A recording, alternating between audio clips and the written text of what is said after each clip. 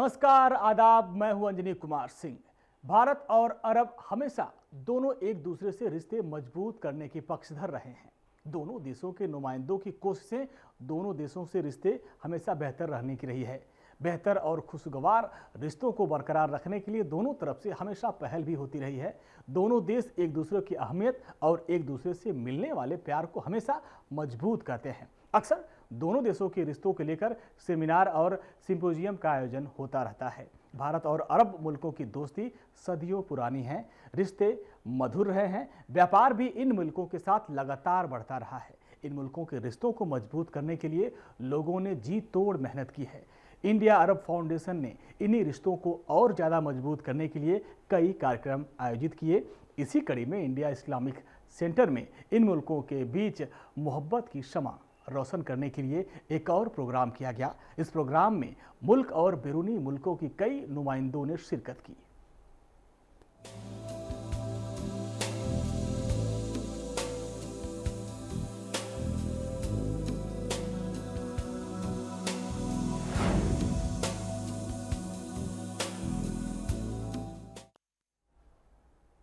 दिल्ली का India Islamic centre एक बार फिर भारत अरब रिश्तों का गवाह बना। इंडिया अरब फाउंडेशन ने एक प्रोग्राम का आयोजन किया जिसमें दोनों देशों के नुमाइंदों ने बड़ी तादाद में शिरकत किया। इस मौके पर कई मौजूद पर दोनों देशों के नुमाइंदों की बातचीत हुई। मकसद सिर्फ और सिर्फ रिश्तों को और ज़्यादा मजबूती प्रदान करना था, चाहे एक साथ तरक्की की बात हो या फिर देश और दुनिया में फैलते आतंकवाद के खतरे को चुनौती के तौर पर लेने की बात हो। दोनों देश एक दूसरे के साथ कदम से कदम मिलाते दिखाई दिए। दुनिया में फैलते आतंकवाद पर रोक लगाना बेहद अहम हो चुका है। इस पर विचार करने और इंडो अरब फ्रेंडशिप के सफल आयोजनों की शुभकामनाओं के लिए इंडिया इस्लामिक सेंटर में कार्यक्रम का आयोजन किया गया।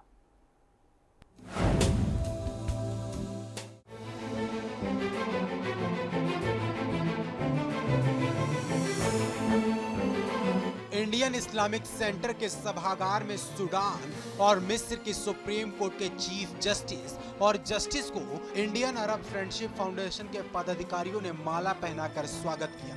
इनका मानना है कि फाउंडेशन के इस कदम से अरब देशों और भारत के बीच संबंधों को सुदृढ़ और मधुर बनाया जा सकेगा। क्या ये हमारा रिलेशन अरबों से बहुत पुराना है, आज को नया नहीं है, सदियों का रिश्ता है और ये रिश्ता हम लोग का हमेशा जुड़ा हुआ है। और ख़ासतौर पर जो हमारा इंडिया है ये और अरब ममालिक, ये दोनों मुल्कों का तिजारती रिश्ता भी रहा है, सोशल रिश्ता भी रहा है।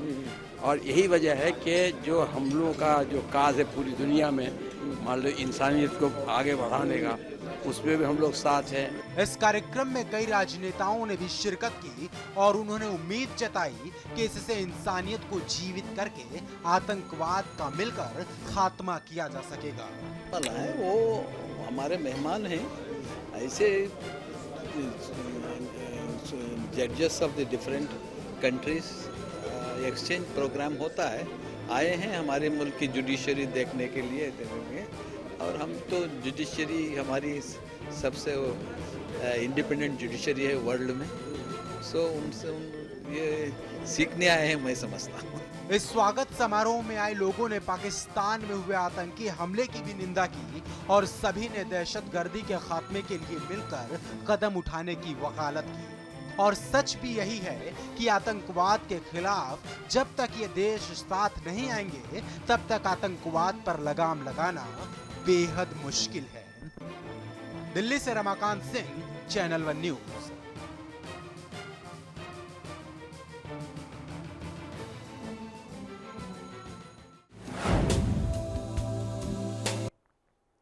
कार्यक्रम का आयोजन इंडिया इस्लामिक सेंटर में किया गया था। इंडिया इस्लामिक सेंटर के अध्यक्ष सिराजुद्दीन कुरैशी ने कहा कि दोनों देशों के रिश्ते बहुत पुराने हैं और दोनों देश इस रिश्तों को मजबूती प्रदान करने के लिए हमेशा कोशिश भी करते रहते हैं।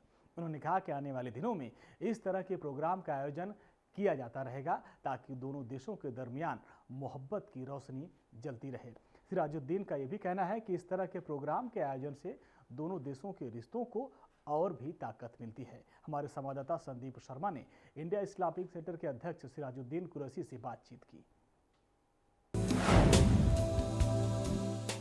इंडिया इस्लामिक सेंटर के प्रेसिडेंट सिराजुद्दीन कुरैशी साहब हमारे साथ हैं। इंडिया अरब फ्रेंडशिप फाउंडेशन का एक प्रोग्राम हुआ है, उसमें शिरकत की है तमाम लोगों ने। सर, किस तरह से गल्फ कंट्रीज़ के साथ में इंडिया के और रिलेशंस मजबूत हों उसके लिए ये इनिशिएटिव है? देखिए, इन सोसाइटीज़ का या इस तरह की एसोसिएशन का, इस तरह की फाउंडेशंस का सबसे बड़ा फ़ायदा ये होता है कि हम लोग जुड़ के बैठते हैं।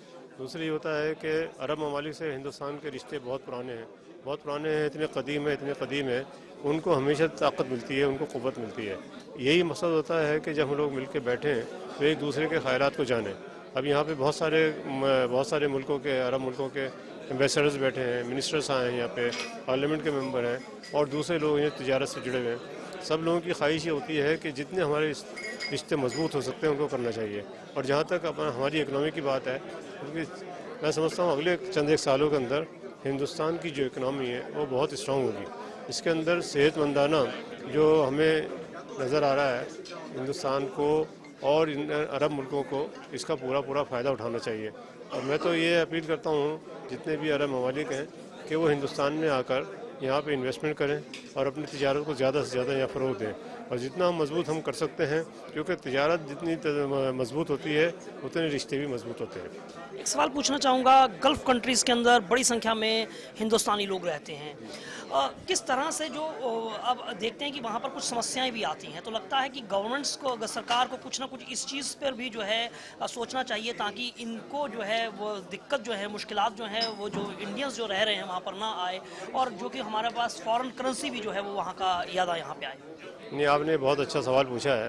मैं इस बात को मानता हूँ आपकी कि हमारे जो हिंदुस्तानी भाई वहाँ पे काम कर रहे हैं वो छोटे से बड़े पोजीशन पे जुड़े हुए हैं और इतना बड़ा वहाँ पे हमारा क्या कहना चाहिए, एक हिंदुस्तान का एक बहुत बड़ा वहाँ पे एक समझ लीजिए कि इतना बड़ा तबका है, इतनी बड़ी आबादी है मुसलमानों की, और वो जाके ख़ास तौर पे सऊदीया में और इन अरब ममालिक में काम करते हैं।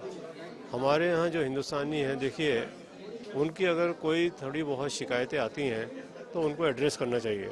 हमारे यहाँ मुश्किल ये है कि हमारे यहाँ थोड़ी देर हो जाती है उनकी मुश्किलात को देखते हुए, सोचते हुए, लेकिन इसके ऊपर गवर्नमेंट से बात करनी चाहिए। और मैं ये कोशिश करूँगा कि गवर्नमेंट ऑफ इंडिया से इस बारे में बात करें कि हमारे जितने भी हिंदुस्तानी भाई वहाँ पे काम कर रहे हैं अरब ममालिक के अंदर, उनकी अच्छी तरीके से जो है रिपोर्ट आनी चाहिए, और उनके साथ अगर कोई ज़्यादती होती है तो उसके ऊपर पूरा काम हिंदुस्तान की एम्बेसी को और हिंदुस्तानी हुकूमत को करना चाहिए। बातचीत के लिए शुक्रिया।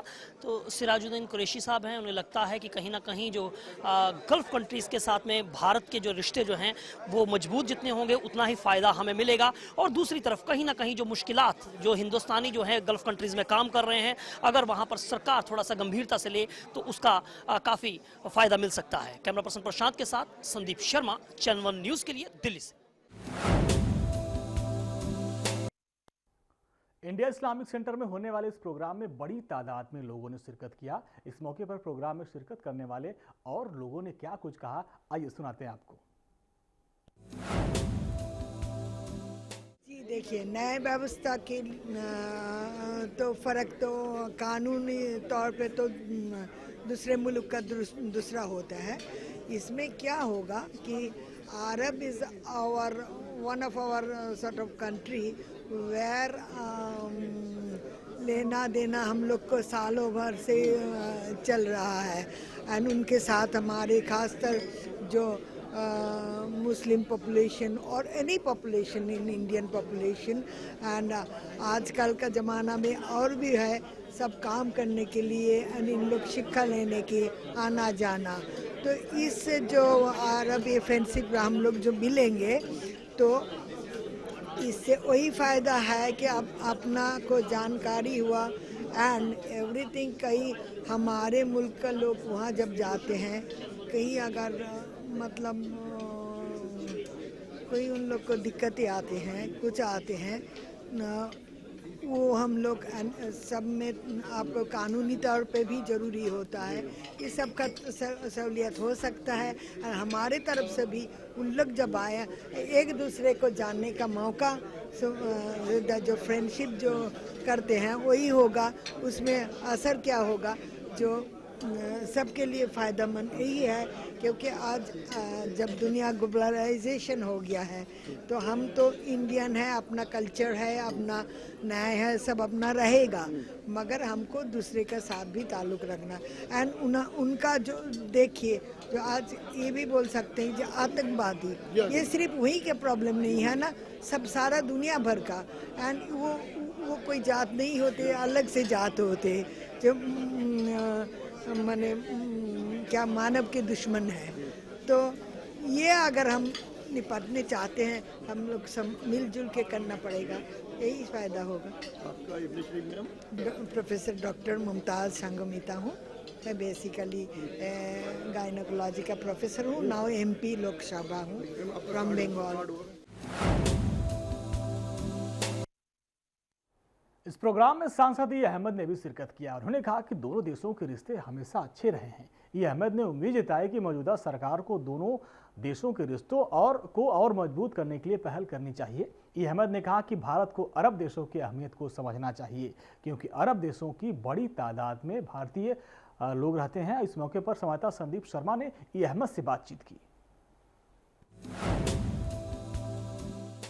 हमारे साथ सांसद ई अहमद साहब हैं, बात करेंगे इंडियन अरब फ्रेंडशिप फाउंडेशन का कार्यक्रम में शिरकत करने के लिए आए हैं। सर, किस तरह से इंडिया और अरब के बीच में जो है एक अच्छा फ्रेंडशिप जो है बन सकता है, और इसको लेकर ये आपका initiative? So far our relationships are very good, very warm, very deep rooted.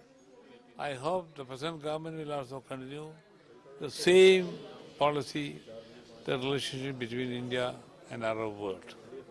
Because 7 million Indians are living in Gulf countries. They are the biggest asset for India. So India cannot forget the importance of the Gulf countries. And they have been contributing only manpower from India. They have been contributing nearly 50 billion every year dollar worth of investment to India. So they are the biggest foreign exchange earner for India also. And India is very much wedded with the social, cultural, historical and industrial business, everything with the Gulf countries. One more question I would like to ask from you, that do you think that the Modi government is so serious and they will continue the policies which was in your resume in the government? You wait and see. Wait and see.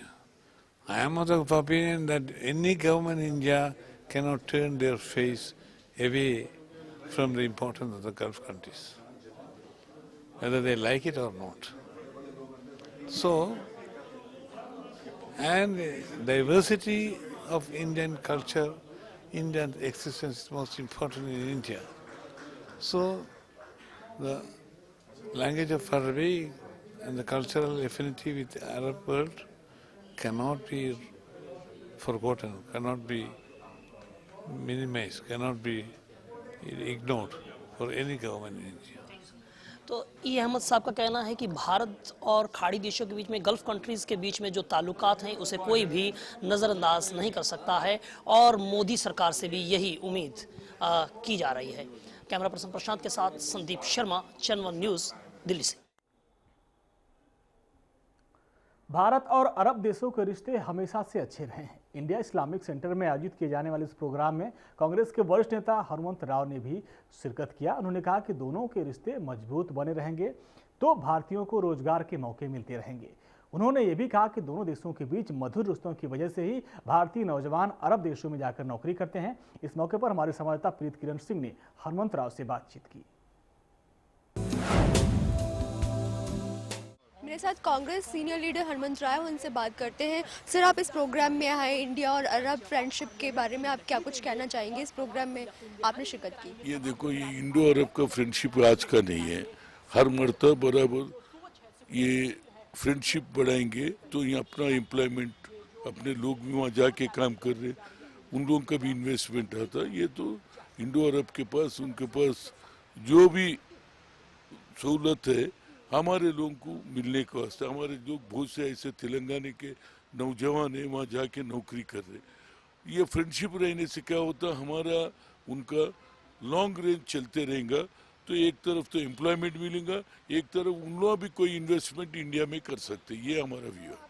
कहीं ना कहीं ये एक आपसी दोस्ती करने का एक नया तरीका है और आपस में संबंध बरकरार रखने के लिए एक अच्छा पैनल इसे माना जा सकता है। नहीं बराबर है। क्यों बोले तो जब तक आप 1 से 2 मरतबा ऐसा सेमिनार रहेंगे, उन लोग आए सोगत गएंगे, तो उनके ऊपर उनका प्रेम हमारे ऊपर, हमारा प्रेम उनके ऊपर रहेंगे। लॉन्ग रेंज प्रोसेस है।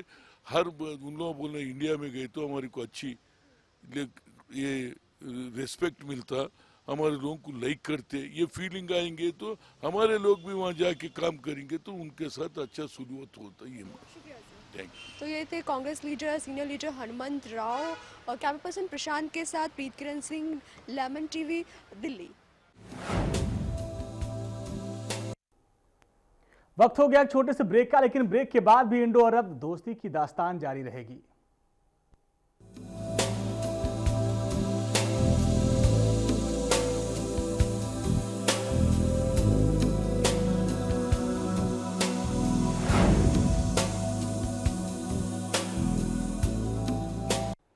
ब्रेक के बाद एक बार फिर से आपका स्वागत है। इंडो अरब दोस्ती की कहानी को आगे बढ़ाते हैं। कांग्रेस के सांसद असरारुल हक भी इस प्रोग्राम में पहुंचे हैं। उनका यह कहना है कि भारत और अरब देशों का रिश्ता कई मायनों में बहुत अहम है।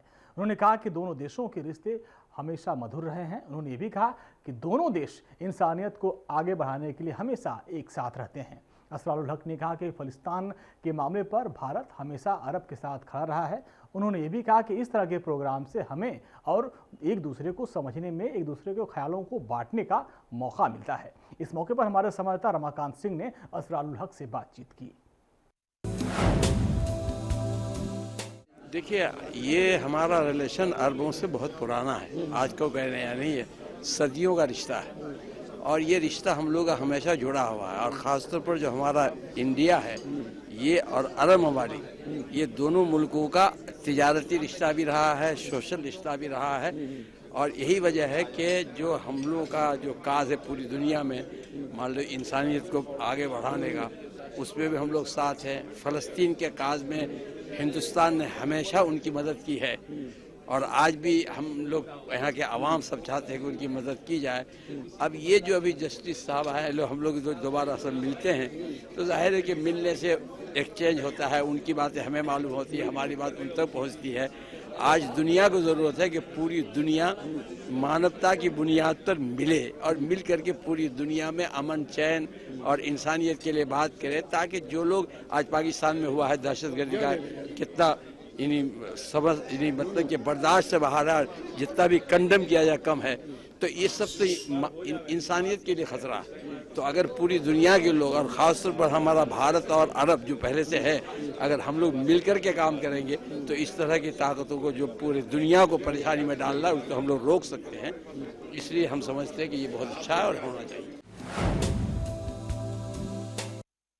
दोनों देशों के रिश्तों को लेकर जब कभी भी प्रोग्राम का आयोजन किया जाता है तो बड़ी तादाद में लोग शिरकत करते हैं। इस प्रोग्राम में टीआरएस के सांसद जितेंद्र रेड्डी भी पहुंचे। उन्होंने कहा कि इस तरह के प्रोग्राम का आयोजन दोनों देशों के लिए एक अच्छी पहल है। इस मौके पर संवाददाता संदीप शर्मा ने जितेंद्र रेड्डी से बातचीत की।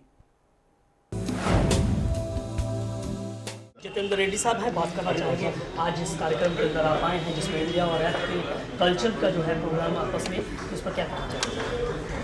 इंडिया अरब जो फाउंडेशन ये लोगों ने चालू किया है, it's a very good gesture because वे पहले से जो है अरब कंट्रीज़ के साथ में अपना बहुत ही फ्रेंडशिप रहा है। उनका कल्चर अपन बांटते रहे हैं। Arab culture is not different than Indian culture. और जो ज़्यादा से ज़्यादा अरब्स ऑल्सो जो भी है वो they all come from Dubai, Qatar, Oman, वो लोग सब इंडिया के अंदर में बसते हैं। उनका और अपना जो कंट्रीज़ के बीच में फ्रेंडशिप ज़्यादा होना चाहिए और उनका अपने बीच के अंदर में ट्रेड्स भी बहुत ज़्यादा होना चाहिए। अपने आदमी जो अपने जितने भी स्किल्ड वर्कर्स है और लेबर जो भी है जो अरब कंट्रीज़ के अंदर में, वो लोग के लिए भी ये फ्रेंडशिप बहुत ही अच्छा है। दोनों के पॉलिसीज़ एक्सचेंज करने के लिए भी काम आएगा और इकोनॉमी अपन ये एक्सचेंज करने के लिए काम आएगा। You have spent so many years in Arab countries. तो किस तरह से जो है आप इंडियन गवर्नमेंट को एक तरह से कहेंगे चाहेंगे कि वो इस तरह से रिलेशनशिप जो है उसको और भी ज़्यादा बढ़ाएं? No, we already have got a very good relationship with all these countries. For example, Oman के अंदर में we have a gas plant which is a fertilizer plant which is producing fertilizer in Sood project के उधर वहाँ पे ये कर रहा है.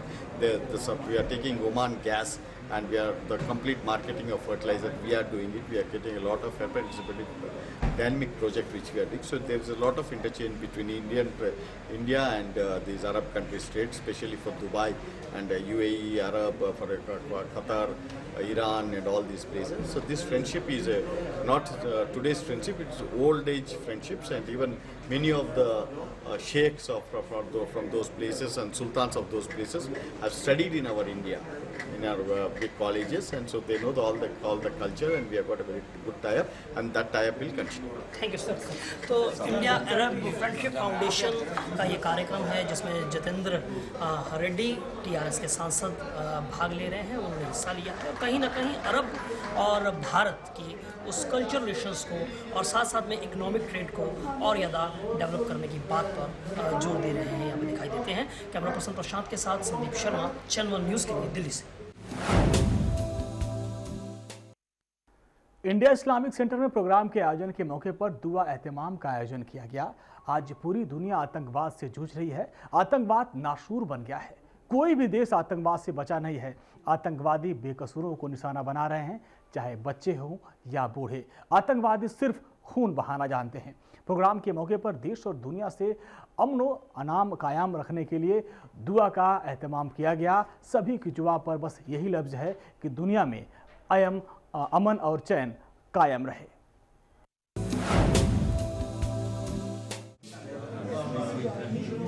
अल्लाहुम्मा इन्नी अस्अलुका रिज़ाका वल जन्नह, अल्लाहुम्मा इन्नी अऊज़ु बिका मिन गज़बिका वन नार, अल्लाहुम्मा इन्नी अस्अलुका फज़लिका, अल्लाहुम्मा इन्नी अस्अलुका फज़लिका, अल्लाहुम्मा आतिना फिद दुनिया हसनतन व फिल आखिरति हसनतन व क़िना अज़ाबन नार वदखिलना जन्नत मअल अबरार या अज़ीज़ या गफ़्फ़ार रब्बना तक़ब्बल मिन्ना इन्नका अंतस समीउल अलीम व तुब अलैना इन्नका अंतत तव्वाबुर रहीम व सल्लल्लाहु तआला अला खैरि खल्क़िही मुहम्मदिन व आलिहि व सहबिही अजमईन बिरहमतिका या